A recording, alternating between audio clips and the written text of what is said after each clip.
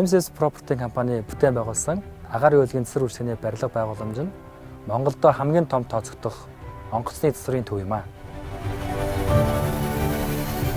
Энэхүү барилгын талбай хэмжээг зүйрлүүлж хэлэх юм бол олон улсын сагсан бөмбөгийн үндсэн том талбайг 30 талбайг нийлүүлсэн дайны хэмжээтэй том талбайтай. За манай барилгын өндөр маань 25 м өндөр байгаа. 25 м өндөр барилга гэдэг маань орон сууцны 9 давхар барилгатай тэнцвүүж өндөр гэсэн үг.